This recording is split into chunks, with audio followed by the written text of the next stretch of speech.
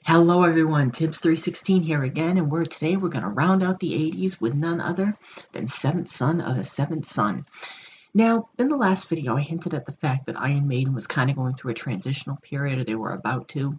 There was a lot of kind of internal issues going on, and you wouldn't know it though. Like I said, in the late 80s, we'll get to that after I talk about the album itself, but basically, somewhere in time was the beginning of a new direction for them, because they were starting to experiment with like synthesizers and stuff of that nature, and it went full force with the Seventh Son album.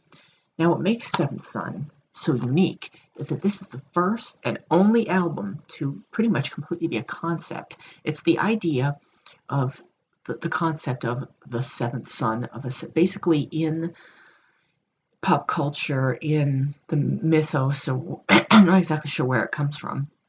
The seventh son of a seventh son is the chosen one. He's given the power of the second sight, clairvoyance, the ability to read minds, the ability to know when people are going to die, stuff like that, to be able to see into the future in other people's eyes. Kind of an interesting concept when you think about it. And the album really does kind of grab onto that. Not every track on the album is about that, but the overall concept is about that. And if you think about it, it fits perfectly. You know, in the opening, 7 deadly sins, 7 ways to win, with the little acoustic opening, and then it kicks right into Moonchild. The first concert I ever saw them at was the Made in England tour, North America, which is a throwback to this. And it was fantastic, because this might be my second favorite album of theirs. Absolutely fantastic, and it has an interesting pace to it, considering the subject matter. Like I said, it starts off with Moonchild, which starts with this beautiful little acoustic. From what I understand, the whole idea of the Seventh Son concept was Bruce's idea, and not everyone in the group was keen on it at first, but the more songs were written, the more they finally were like, hey, yeah, we can make this work. And make it work, did they ever. Moonchild is basically the idea of that child, of the one born with the clairvoyance, born with the idea of, the second sight, born with all this stuff. And by the way, if you're wondering why the image is bouncing, that's because I have a brand new bed now. Loving it. It's so comfy, and I actually have the laptop right on the bed in front of me. So that's why. So it's an earthquake. What is this, the WWE? I'll try to keep it to a minimum, though. But the idea that good and evil are both fighting for this child because of his or her powers of clairvoyance. And presumably the devil is the one that wants the child more.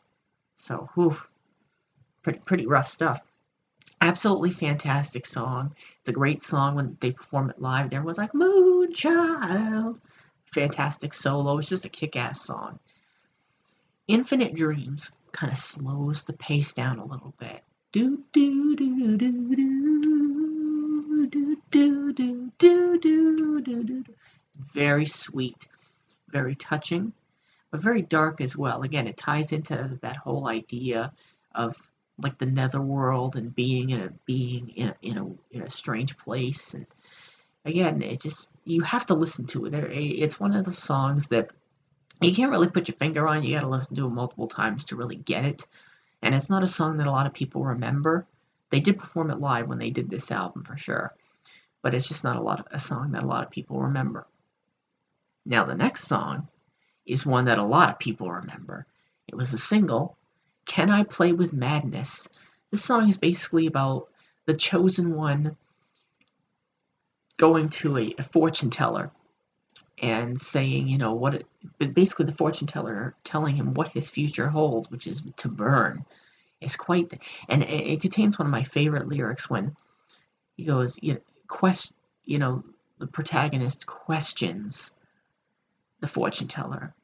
Like, don't tell me what I'm going to do. Don't lie. Don't say you don't know. And the fortune teller's like, oh, no, you're going to pay for what you're doing. In other words, the idea that the chosen one is almost an abomination, or is damned, I guess you could say, in a way. Yeah. I think that's the idea. And the line even, you want to know the truth, son? I'll tell you the truth. Your soul's gonna burn in a lake of fire. Boom, boom, boom, boom, boom, boom. You know, kick-ass song. And whenever they play it live, they do, can I play with madness? Whoosh. Fantastic song. What's interesting is the music video starred Graham Chapman of Monty Python fame. And this was actually the last thing he made before he passed away of throat cancer the following year. So and you can even tell watching the music video, he's very skinny, he's very pale. It's kind of a shame, just knowing especially that he was dead shortly thereafter. It's kind of a bummer seeing him, but great nonetheless to see him in the video. Then The Evil That Men Do. Self-explanatory about what it's about, the evils of men, death, destruction. But it also it's not in the literal sense. It ties back into the whole mythos thing about the darkness. And in terms of the lyrics, I don't. You see me going through a lot of these songs quickly because a lot of these songs, the lyrics are so deep. I really don't know exactly how to interpret them because I've never read the Necronomicon. I don't know much about the underworld, that whole cult or the following that type of, it's not really a religion, but that type of belief has. So I don't really know like some of the terminology, some of the images, but a lot of the images that this album creates are so beautiful and so dark and dreary, but yet captivating at the same time. You know what I mean? But it's a great song, very very fast, very chugging, as is Maiden's Way. And then the title track, my favorite song on the album, the second longest song they ever did up until this point, the title track, Seventh Son of a Seventh Son. Again, the idea of someone born with the idea of clairvoyance and how he's torn between following a path of righteousness and following a path of evil. And the song itself goes through so many different passages. It starts off, boom, boom, boom, with kind of almost an orchestral feel to it. It's a shame that Metallica was the one that gets famous for doing the concert with the San Francisco Symphony Orchestra, San Francisco Symphony Orchestra, the S&M show, which I love, by the way, one of my favorite things they've ever done. It's too bad Maiden never did anything like that with an orchestra. Although there is a CD, I've seen it listed online, of an orchestra playing their music. So that's pretty cool. But this song, it just goes through so many motions, and then at the end, boom, boom, boom, boom, boom, boom, it builds to an unbearable crescendo. It's really something else. And the first show I went to, they performed it live in its entirety, and it was like a life-changing moment when that Eddie with the little crystal ball comes up the back. Oh man, let me tell you something. If you've never seen Maiden live, you really need to because they are unbelievable. I saw them twice. I hope I get to see them again. One of the most amazing live shows you'll ever see. Then The Prophecy. Now, this track, I think Prophecy could have been a single, personally, but it wasn't. Again, it follows the same theme. But this was the idea of, would you want to know how people are going to die? If you can predict basically the whole point of this song is predicting a horrible future. People not believing you or thinking you're cursed, thinking you're the one that's damned because you see that they're damned. And would you want to know? Would you want to know? And Stephen King wrote a story, The Dead Zone, about someone who wakes from a coma and all of a sudden can see the future, can look in people's eyes and see how they're going to die. Christopher Walken, if I remember right. So, would you want to know if you knew how you were going to die, or you could look at someone else's face and knew how they were going to die? There's also a Twilight Zone episode like that. I think it's called The Purple Testament, about a young soldier who, I think he escapes death. He comes close to it, and ever since then, he sees like the glow of death on people's faces. And then, spoiler at the end, he sees it in his own reflection. So, that of course doesn't make it. But that's the idea of the song, is the fact that this person, this special, this clairvoyant, knows when people are going to die, knows something's happening. but is powerless to do anything about it, really, and questioning whether he even wants to know in the first place. And then the clairvoyant, again, just carries on from the same thing. But basically, this song is about his fear of this power, not knowing if he can control it, not knowing if he can ever get rid of it, and coming to terms with the fact that he does not want it. And that eventually he's got to meet his maker just like everyone else. And, what's going to happen? It's the unknown, pretty much. It was actually the first song from the album I heard. I think it was a single as well. And, one of my favorite Steve bass lines. Matter of fact, speaking of Steve Harris, the other day I saw online a list of the, I think, 10 greatest bassists of all time. Steve Harris was on there. John Entwistle was number 1. I agree with that, by the way. But Steve was in the top 10. If they had a list of greatest metal bassists, maybe a tie between him and Cliff Burton. I don't know. Or the bassist for Tool, I forget his name. He would be really good. I digress. There are so many great ones. And then Only the Good Die Young, which finishes the album out. It's a good fast-paced rocker that continues and kind of, again, a lot of the songs on this album lyrically tie into the same theme. That's kind of why it's going a little quick. And like I said, I don't pretend to know too much about this subject. And I'm sorry if I'm kind of glossing over like some of the deeper meanings, but I don't know the meanings of everything, especially something as deep as this. But really, if you're into this type of thing, the occult, the Necronomicon, the darkness, the Cthulhu, or Cthulhu, however you pronounce it, all that stuff, this is a must, because this album just encapsulates all that stuff perfectly. Excuse me, and it's just a kick-ass album overall. Now, the internal strife that the band was going through.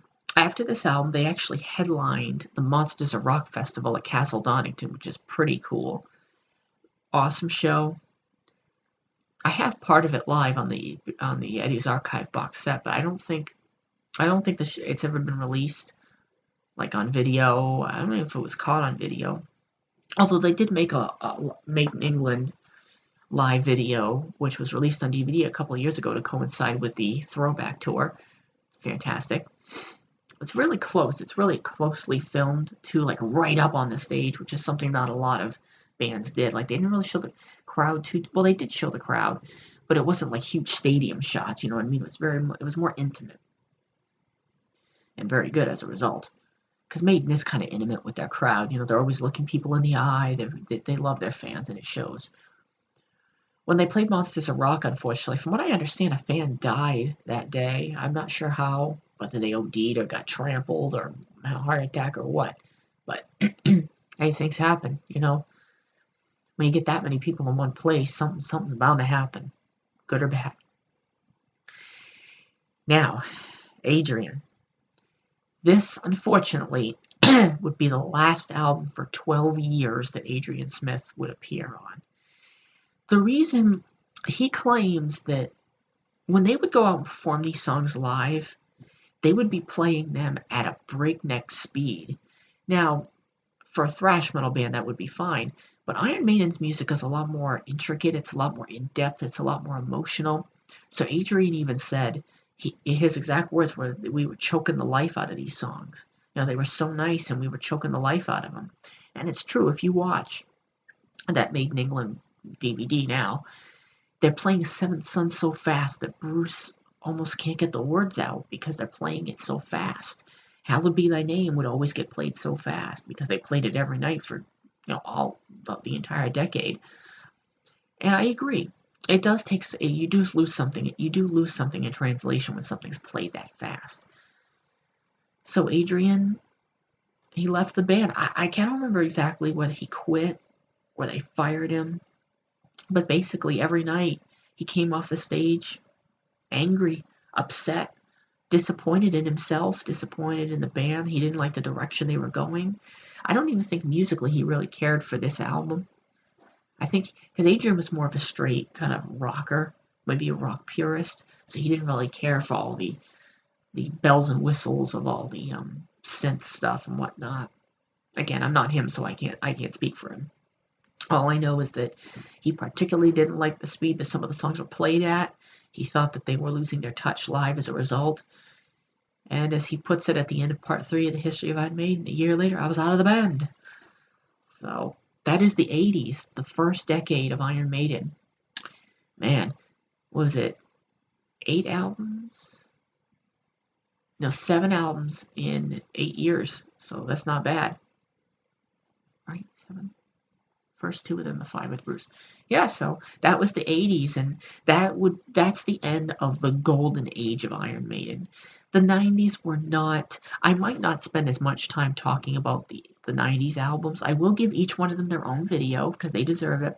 But I might not spend as much time talking about each one because, especially for one of them, there really isn't a whole lot to say. It's not a bad album. It does have 2 or 3 excellent tracks on it. But the rest of it's kind of just filler. You probably know which one I'm talking about if you're a Maiden fan. But there's definitely some gems to behold in the 90s. And I do think they were very underrated in the 90s. With the emergence of Metallica as a mainstream force, bands like Pantera, who really came into their own in the 90s, and bands like Tool that were kind of reinventing the metal wheel, and then the alternative scene with bands like Pearl Jam, Alice in Chains, and Nirvana. It was rough for the old school metal bands to kind of hang on. But like bands like Megadeth and Anthrax, they carried on and released some fine work in the 90s. And we will get to that next time with No Prayer for the Dying, the first album of the 90s and the first album with Ian Gerd. So take care, everyone, and I'll see you next time. Up the irons!